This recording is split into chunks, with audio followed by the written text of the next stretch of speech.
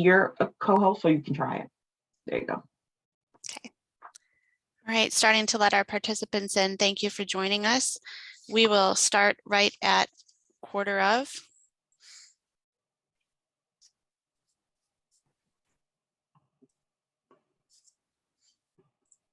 Happy to see so many people joining us today.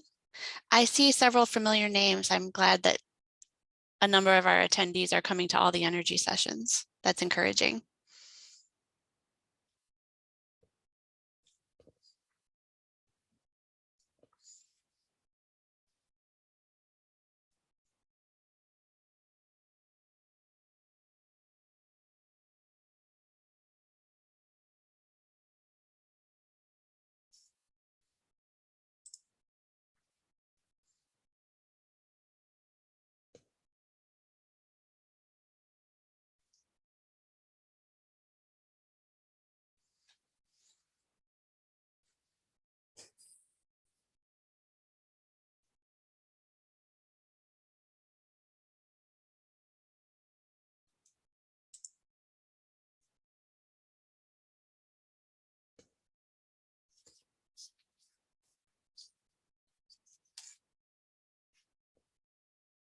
Okay, welcome everybody. Thank you for joining us for electrification and fuel switching in the Weatherization Assistance Program. My name is Amy Jandusa English. I am the project director of the Energy Partnerships Project here at the National Community Action Partnership. In the chat, I'm posting a link to our website, or my colleague Taylor will post a link to our website, as well as my email address. Feel free to reach out to me if you have any questions. There's also a link where you can sign up for the distribution list for our e-newsletter, Weatherization Plus, as well as our Twitter feed. We are at NCAP Energy, newly launched within the last few weeks and trying to get more followers. Thank you for joining us for what I believe will be one of the most interesting sessions of the conference. Nationally, there is a big push for building electrification to meet decarbonization goals, which ties to a larger conversation around regional disparities in how our electricity is generated and how our electricity rates are set. Since 2020, dozens of cities have actually banned new gas hookups, with backlash from states like Arizona and Oklahoma passing laws to ban the bans. Retrofitting existing structures for electric heat is more challenging. Within weatherization, only 5 states, California, Michigan, Minnesota, Oregon, and Wisconsin, are approved for the use of DOE funds for fuel switching. Despite that, DOE's Building Technologies Office just last week hosted a seminar on accelerating cold climate heat pump technology and adoption, which we will post in the chat. Low-income advocates worry that this electrification agenda could saddle poor families with bigger utility bills. Economists warn that as the mainstream abandons gas appliances, increasing infrastructure costs will be borne by decreasing numbers of ratepayers, and remaining gas meters will be concentrated in low-income areas. So today we will hear from 3 industry experts on how the building electrification movement relates to the Weatherization Program and how the network might position itself for positive long-term policy shifts. Bill E. Ekman is Weatherization Research and Development Associate at Oak Ridge National Laboratory. Michael Hastings is Weatherization Technical Specialist at Indiana Community Action Association's Intelligent Weatherization Training Center. And Keith Cooney is a board member at the Energy Project in Oregon. I'm going to turn it over to Bill. And I will add that we have time built in for question and answer at the end. My colleague Taylor is monitoring questions if you want to post them in the chat or the Q&A tab. And this is a true panel discussion, so there are no slides. Feel free to walk away and just listen, or you're just going to have to look at all of our talking heads. Indeed, indeed. Thank you, Amy. And yeah, Bill Ekman from Oak Ridge National Laboratory here. And want to note that while most of my work is directly related to the Weatherization Assistance Program, all opinions that I express today are my own and not an official position of ORNL, DOE, or any other related entity. Okay, so with that understanding in place, let's talk about weatherization, fuel switching, and electrification. To start an inquiry into any path, I find it useful to look at the past. In this particular case, I recommend that we start by asking, why do we select energy conservation measures and calculate a savings to investment ratio in weatherization? Well, looking back to the statutory foundation of the Weatherization Assistance Program, we have the scope and purpose set forth in 10 CFR 440. And this provides us with an unwavering requirement, that is, increase the energy efficiency of dwellings and reduce the total residential expenditures for low-income persons. With this in mind, calculating the savings to investment ratio with the client energy cost reduction as the savings and measure installation costs as the investment is not only sensical, but also provides a direct causal relationship between energy conservation measure selection and residential expenditures. So that's a nice, good, solid link there. And to provide a solid foundation under that calculation, it uses validated physics-based energy modeling, typically from in the form of computer software, and estimates of future savings supported by established and well-known values derived from decades of historical data by the Energy Information Administration and the model projections by the National Institute of Standards and Technology.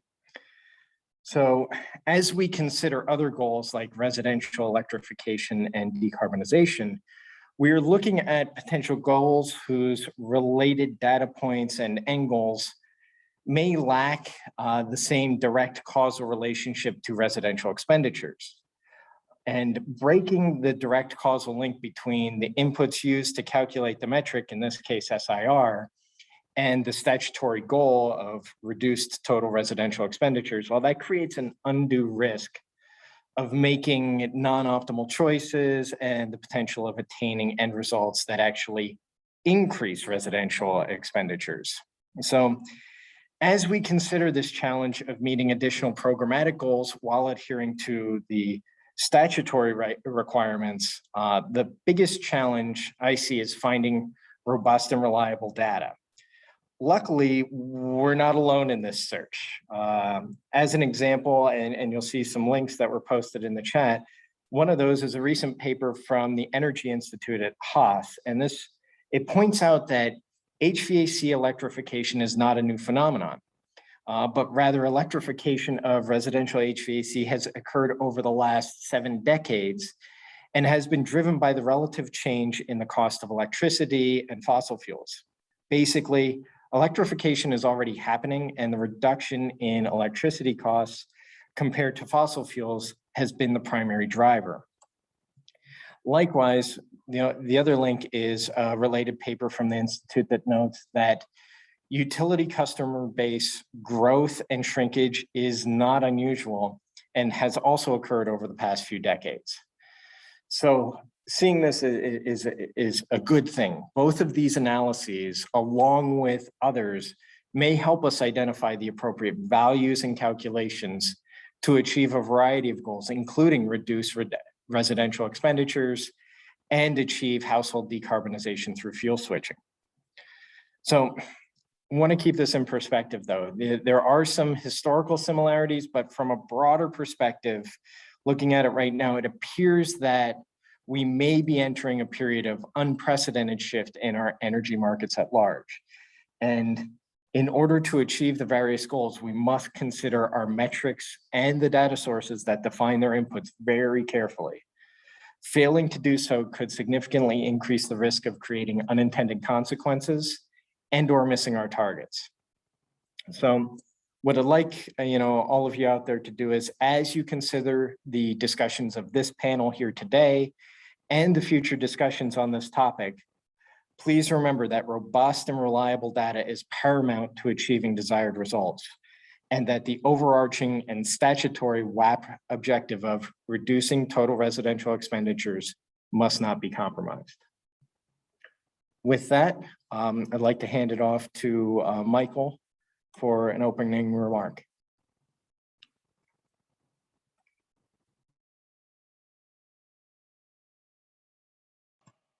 That was a lot of data there, Bill. Thanks for. I'm going to take the exact opposite approach of the data and and really look at the human element of what we do in weatherization, and that's our clients. And outside of the cost effectiveness, which is very doable with modeling and good data in any kind of modeling software, you're going to get out of it what you put into it. It's just an input output kind of system, and with the correct inputs, you're going to get real data coming out of it that backs up all the statutory stuff. But just from a client perspective, like there are definite scenarios and situations where electrification is the right choice for that client, for not only their energy efficiency, but their personal health and safety and reliability of heat. And I mean, right now it is snowing like the dickens outside, and I've got about 8 inches on the ground.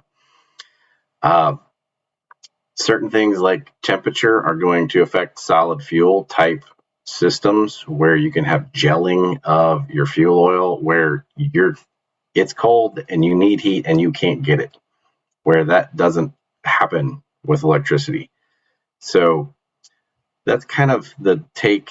As a trainer, I'm more boots on the ground, where I'm dealing with clients and those that implement these kind of systems. So that's the part that kind of sticks for me.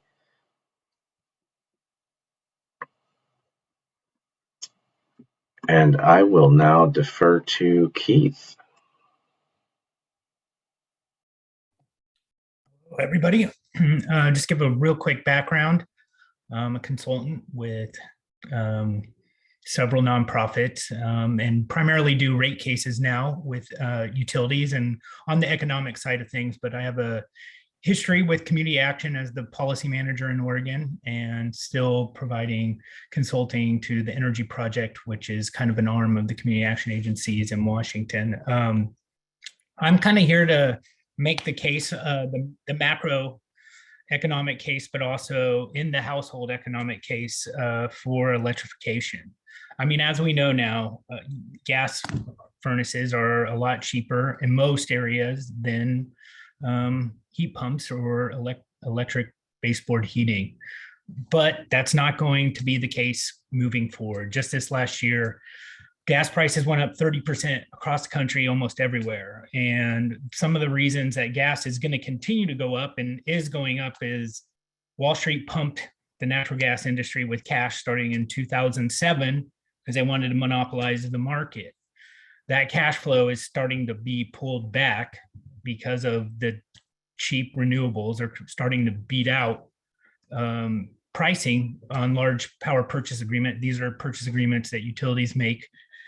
And the renewables are coming in, especially wind, underneath like a single cycle or 2-cycle gas plant. And so there's this big shift. So Wall Street isn't pumping cash, so they don't have the cash flow. One thing too is that liquefied natural gas, we've built several ports across the country and there's demand from places like Europe. So there's competition in the market for American homes to actually acquire gas. That's why you see this price increase of 30%, and it will continue to go up because they can make a bigger profit selling to European homes. So that type of macro policy is going to affect pricing really quickly and is right now. Utilities kind of trade in the future markets, natural gas, they buy future gas at a certain set price. In 2023, gas prices are trading at double the price now. So you could be seeing really sharp increases right away that, wipe out any savings that you would be saving the client today, could be wiped out tomorrow. It's just a lot more volatile price than electricity because we're seeing these future contracts for renewables come in so low. We already can project out that pricing by gas within several years is going to be going up. Another thing that's happening that's going to affect pricing really fast is the electrification of the market. A lot of people, it's just like the solar panel market that 15 years ago, 10 years ago, people with money bought solar panels, got into the market early, got net metering pricing, and they saved money. And there's that cost shift to that low-income people pay into essentially wealthier solar owners. Now, the same thing is going to happen. It's already happening in Oregon. 10,000 homes went from natural gas to, heat pump heated home. That is 10,000 less people that will be paying into the natural gas rate base. So if you got to think about that, you're spreading costs over with less people, and gas companies don't take out infrastructure. That's never happened. There's studies in Alabama of population decreases.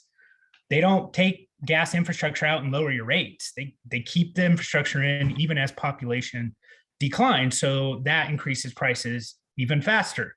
So you're going to have wealthier people defecting from natural gas infrastructure. It's going to leave lower income people with a more volatile priced product. And I'll just point out in this last year, we all know about the Texas freeze. And those costs were passed down to communities. I was the director of energy for the state of Kansas during that period. We had to create a loan product for small towns, 500 people, that had to take out $1 million loan because in those 4 days, the price of natural gas went up for 4 days of heat to $1 million. So we had to put a loan product over 10 years that these homes have to pay an additional $50 a month. Now, you may be in a place where you have that's a more unregulated market. You might have a vertical integrated utility.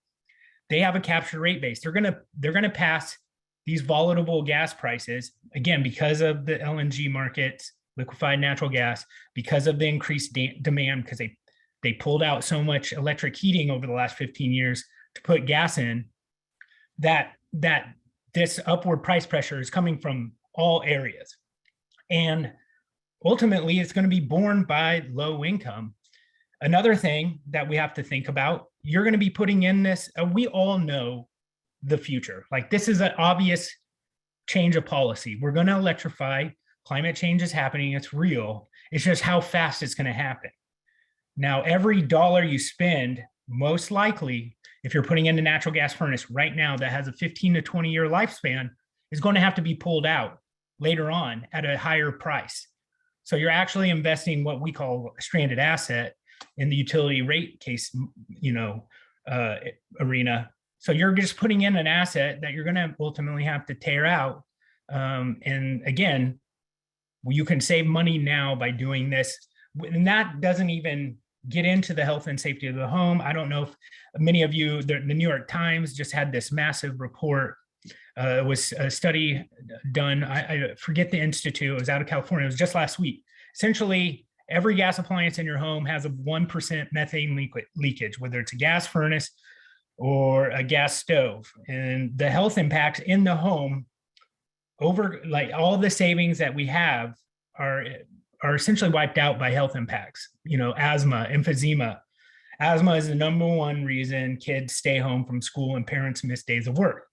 So again, if you take in the full cost of a natural gas furnace that's been installed, the health and savings aspect alone wipes out the energy savings. And then you get into the equity part of it. 40% of low-income people across this country do not have cooling. If that number, especially in the Pacific Northwest, where we haven't been used to temperatures, it got up to 116 here. We don't generally have those temperatures. Tens of people died in their homes. We have over 60% of our low income don't have heating. So, it's an equity issue with cooling as well. So a dual purpose heat pump does both, as we know. So there's these factors that are building up that could really hurt low income. And further, I'm in discussions with utilities kind of on the future of energy and what that looks like. And in electric homes, you're going to see smart appliances, smart thermostats. You're going to see, the utility essentially will trade off for low income. We've talked about this. It's really early in the discussions, but would you have a 50% reduction in your bill if you're low income and you let the utility have some level of control of your load in the house? You can do that better with heat pumps.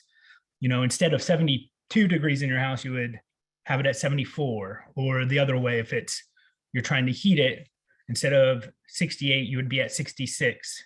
you would have you'd give up some level of demand response, or you get paid for avoiding peak. And again, you need electric base heat or for this type of demand response. So with all this said, there really is, we shouldn't be putting in another natural gas furnace. Like, I mean, it shouldn't happen, because you're just setting up that low-income person into a volatile market that has price pressures essentially from all sectors. And we've already seen it. We've seen it in Texas with the billions of dollars that's already been put on ratepayers, Oklahoma, Kansas, in these unregulated markets. If you go around to utilities across the country, we have what we call deferred accounting, again, from that same period. And you're seeing it now in this cold spell. The utility can defer expenses, and they're going to pass them on to rate cases. We've seen deferred accounting expenses across the country. They can come in the next rate case and collect that money. What you're going to see, and it's essentially an approval by the commission to come collect on a debt later on. We've seen a wave of deferred expense accounts go into utility commission. So the bill is going to come due. It's been put off, but it's already been decided that this bill is going to be due.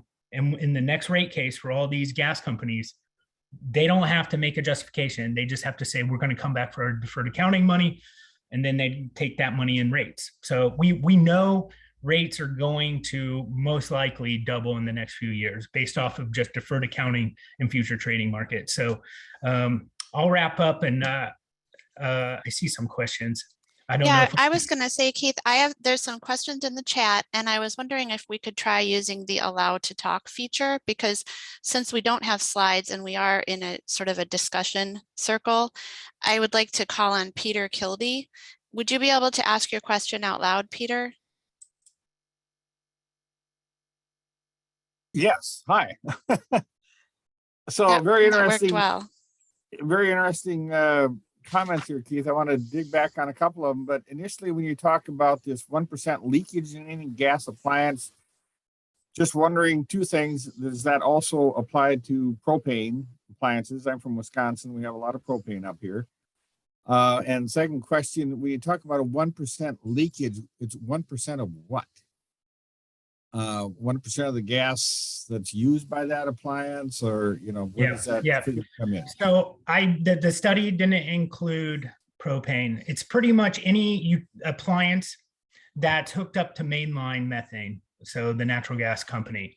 So, and that's overall usage. What they did, the worst part of that finding was that gas stove leaks even when it's turned off in your home at all times. So it's continuing leaking into your home. So that's probably the first thing that needs to be removed from homes, but it also applies to every gas appliance.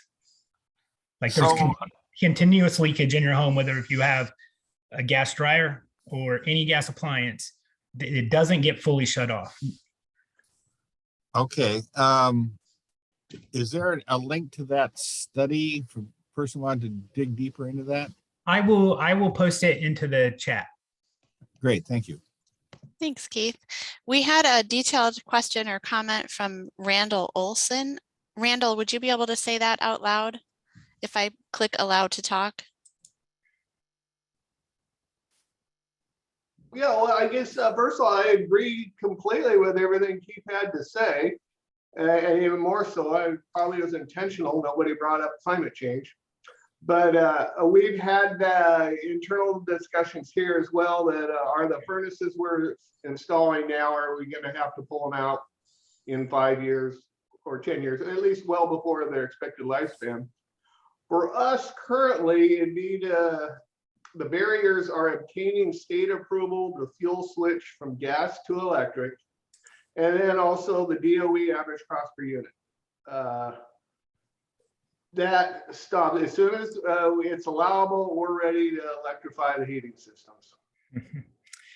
Yeah, I know Randy very well, and I know the state barriers he's dealing with very well. I'll say this. There is an opportunity for a lot of community action agencies in particular. Randy's aside, Randy, I'd love to talk to you about what you can do on that, but there's partnerships made with electric utilities. They're dying to do this.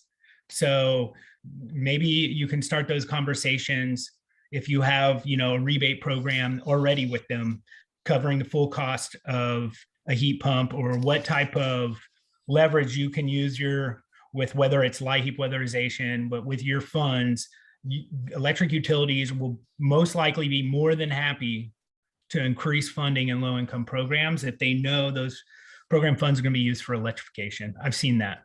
But Randy, for you, ECHO should be used fully for fuel switching, and the state statute says low-income weatherization. Doesn't say anything about having an SIR1. Those are different things. We'll have to talk more on that. Thanks, Love to. Keith. Yeah, thank you for contributing, Randall. I'm going to switch back to Michael, and then when he's done, I'll call on Meg Power. Michael, you're muted. Yeah, I forgot. Randall, to follow up on that, what we have found in Indiana is there's not a whole lot of people at the state, and their time is tasked with a lot of the daily operations stuff of keeping the program running. And if you can kind of package everything in one nice, neat little box that they can just hit forward on and do all the legwork that they would be doing to help them out, that goes a tremendous way to helping them keep the daily operations of everything going. And you've got to get really creative with this stuff within the statutory limitations of what the program is. And there is a lot of leveraging opportunities out there that you can start to put pieces of the puzzle together. And it may not just be one program, but you kind of get this little grab bag of funding that does help with that ACPU and bring it down to where things meet the model that they need to meet, and using leveraging, get that price point to where it makes sense. I see Bill's hand. Yeah, if I can jump in for a moment, Michael brings up a good point of, how do you get a fuel switch approved? And I want to make sure that we note program notice 19-4, and Amy noted, I think there are 5 states at this point that have submitted policies to DOE and gotten approved. And they're not doing it by going, okay, we're just going to shift what, DOE's analysis of case by case to ourselves. I mean, nobody really has the time for that. I mean, there might be some that have, there might be 1 or 2 of those states that have that sort of manpower, but most don't.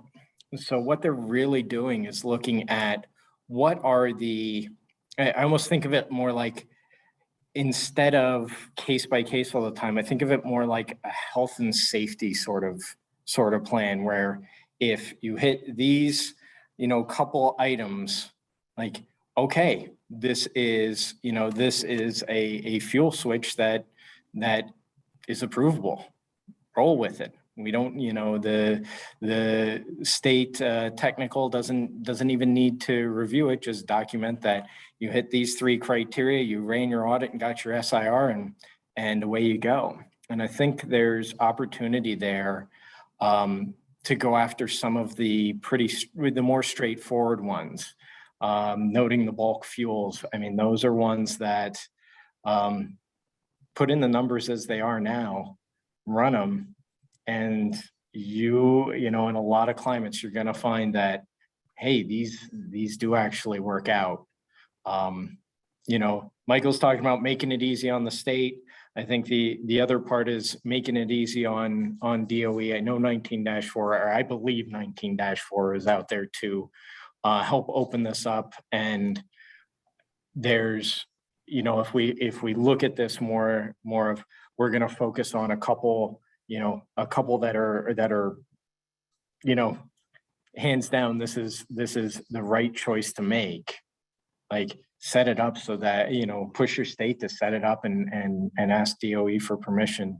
And that will really open up and speed that side of things up. And then it's getting your costs in line, right? I'm sure that's still a concern. That's going to cut into that average cost per unit. You know, how do we get our cost for that switch in line so that we can be out there and doing this? Sorry. I had to jump in on that one, get my plug in for 19-4. I was still still out there in the field when I saw 19-4 come out and went, yay, we're going to do fuel switching, and hearing that only 5 have put through, you know, policy that, you know, for approval at this point is a little disheartening, right? But I know that, you know, if we focus on some of those ones that are right now easy to justify, you know, those are the places to write up that policy and go for it and get your, you know, start getting that mass of this work going. And that's going to make some of these more difficult ones easier in the future.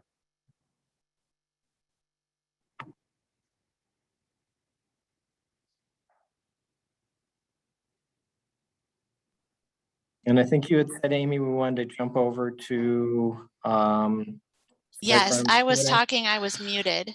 I would like to allow Meg Power to ask her question because I think it speaks to some of those low-hanging fruit situations where it's easy to justify. At least one of her questions does. A lot of questions, it's true.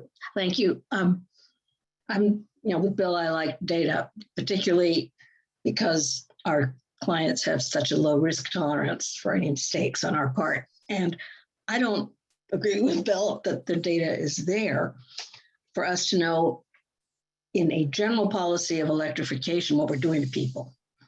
And Keith, you're in the state where you have won some of the most humane and well-integrated low-income protections that there are in the country. Washington, another state that allows fuel switching, has similarly excellent protections from mistakes that we might make in terms of estimating. I looked before the session, because of the session, I took a good look at what EIA has for its long-term future prices for all the fuels. And it's horrifying because they don't think much is going to change. Yeah, there's a little bit more renewables in the mix, edged out natural gas, but they've got fuel prices at the high level that look pretty much like business as usual. And I can't imagine that that's true. Maybe it is, but they've been wrong before a lot. Fortunately, just parenthetically, fortunately for us, EIA is overestimated what the cost is going to be. So our modeling has been based on prices that are higher than they actually turned out to be, which meant we did more measures, which is cool. But I don't think we can trust that source to prophesy with respect to the future, like the Chinese proverb says. And electrification in states without a PIP, without a protection for a client with payment problems, if we're wrong on what switching to the electric utility and, our favorite consumer protection mechanism, the Electric Utility Regulatory Commission,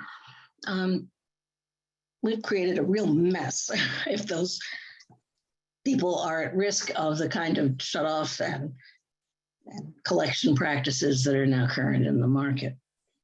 So, a decentralized renewables, that'd be terrific. But that's right now we're talking about putting in equipment and hooking it up to the grid. And I don't know where to find the right prophetical numbers. And maybe we have to make them up, but they ought to be at a much more careful range to risk minimize for the states that aren't the West Coast and New England.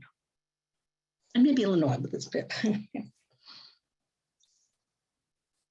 So that wasn't really a question. I'm just scared, but if you guys could allay my fear some, I'll be okay. Yeah. I will say, Thank you, Meg. The EIA data, you're right, has overestimated costs.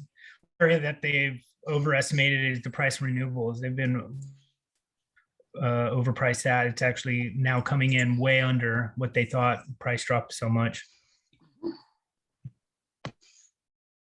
Bill, you've got your hand. Yeah, I've actually got a quick question that I think would be, well, it's a question for Keith, because I think he's done the most study kind of in this realm, and that is, you know, if let's say that there is evidence that using the historic EIA data is not the right way to be going into the future. I think that may bear itself out fairly quickly here. What could we all be doing, you know, in the NCAP network, if you will, to help highlight good data sources out there to help push this faster, right? I think that's really what it comes down to is WAP is going to be conservative. It needs to be, right? The people that we serve and the statutory kind of impetus on it is we have there is very low tolerance for mistakes, you know, and not lowering those residential costs. I think the way forward is with a good mass. You know, it doesn't have to be that we switch EIA. I think really what it comes down is we need a mass of data and analyses that is reliable and robust, that is then defensible. And we don't, you know, we're seeing pieces, but we're not seeing it yet. So what could the network do to help, you know, influence this to make sure that good, reliable data sources out there are quickly identified and pushed to the forefront?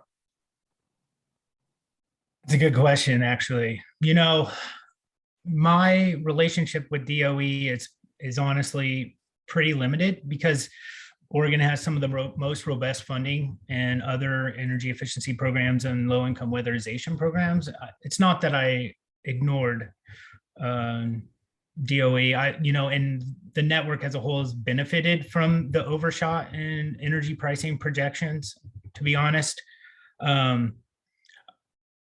I've thought about this question a lot, and there really isn't a great answer unless you essentially exclude the actual fuel switch from the rest of the measures.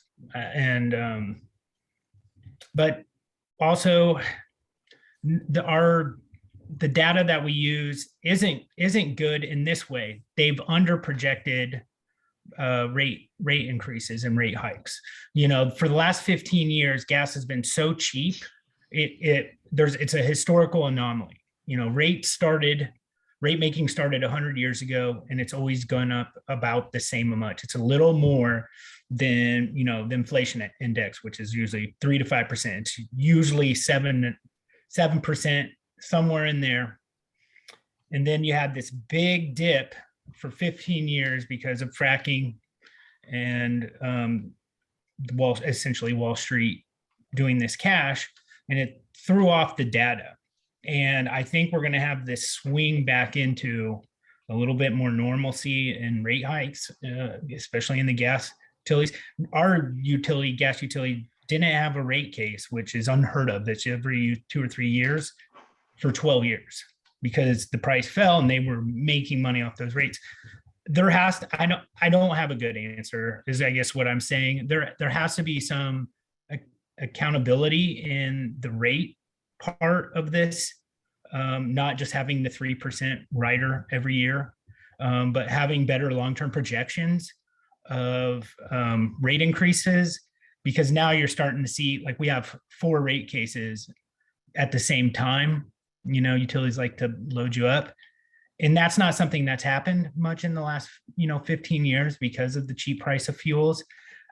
I don't know, I guess, I think convincing DOE that the historical model for rates is probably off and needs course correction, and that we need more pricing of actual what it's looking like into the future right now. I don't know if that's using gas futures, 5, 10, gas companies buy, natural gas in the future markets. And I don't know what that looks like, but having more accountability with rate increases, I think the current writer is pretty disconnected from that. Utilities, when they do a rate case, they pick like utilities to justify the rate increase. Maybe something of that nature where you're looking at maybe even just the last several years of gas utilities and looking at those rate increases. But that's the one way I think that you could get some of the SIR, in more favorable terms. And to clarify for everyone, if we can, just noting EIA is really just getting us, well, at least looking at, the approved energy audits. EIA is really just getting us, what is the cost this year? What's really projecting out into the future is the fuel escalation indices, which are published by NIST. So they're like one step removed. So I think what would be interesting is potentially digging into what NIST has been using to build the model, right? We may be heading into something that is unprecedented, right? As I noted in my opening statement, like there's some historical perspective here, going back for a couple decades, we can see, yes, there's been shrinkage in customer base for certain utilities, and kind of see how they managed that and what they did. We've seen that it appears that fuel cost really, or the energy cost really has driven electrification in the market. Okay. Getting to projecting out into the future, it may be, I think an important thing for us all to do, if we get that opportunity, is to, ask those questions. How is this future, projected?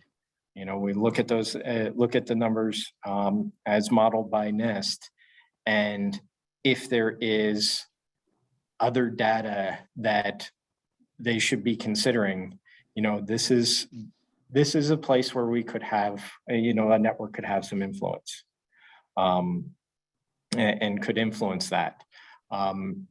WAP is not gonna develop their own, their own values per se, because it's got to be defensible. But there are, there's organizations like NIST that are doing these calculations that they can rely on. If they are not going to be reliable in the future, as you're projecting, then I think that's where the network could push. Because that also makes it easy to stay within statutory and regulatory bounds for programs, right? Thank you, Bill. Meg has had her hand raised for a while. Can we call on Meg to speak one more time? Meg Power, consultant to the project and definitely an expert. I'm an expert on worrying right now. I'm pessimistic, Bill, that this network can have much influence on the National Institute for Standards, NIST, modeling of energy.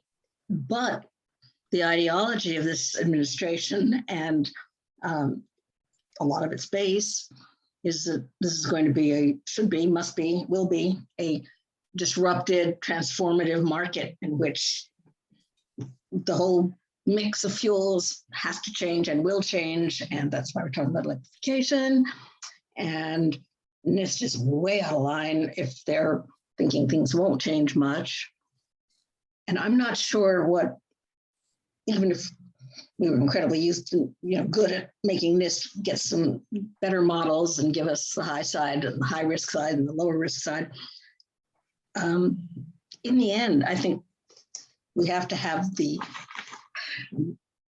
programs and rate protections in place in the event the likelihood we're wrong one way or the other, and we fuel switch. So if we're going to engage in the policy meeting the policy goal of a mass switch of all consumers, including low income, don't leave them out, et cetera, from an electrification push. And we are confident that the grid to the locations where we're working, air grid is going to work, and there's going to be not non-carbon based generation of the electricity.